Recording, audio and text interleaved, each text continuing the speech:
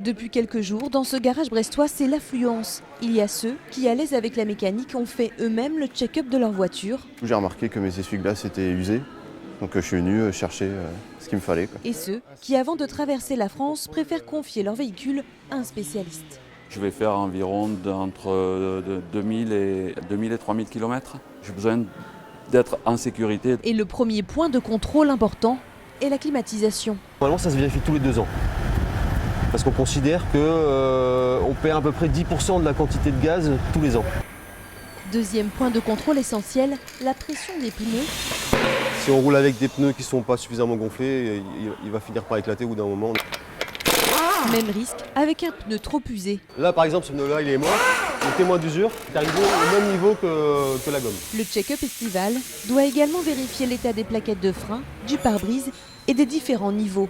Si on roule avec un niveau de liquide de frein qui est bas aussi, on peut se retrouver sans frein au bout d'un certain temps. Après, niveau liquide de refroidissement, là, ce qu'on risque, c'est une casse du moteur. C'est surtout en bouchon qu'il risque d'avoir des soucis. C'est dans un bouchon que la voiture chauffe. Autre niveau à vérifier, celui du lave-glace.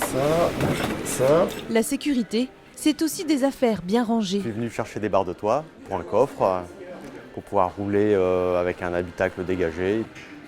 Ici, le contrôle spécial départ en vacances vaut une vingtaine d'euros. Pour la recherche de climatisation, comptez entre 49 et 80 euros. Enfin, sur la route, dernier point de contrôle indépendant, celui-ci de votre garagiste. Vérifiez régulièrement votre état de fatigue et votre niveau de vigilance.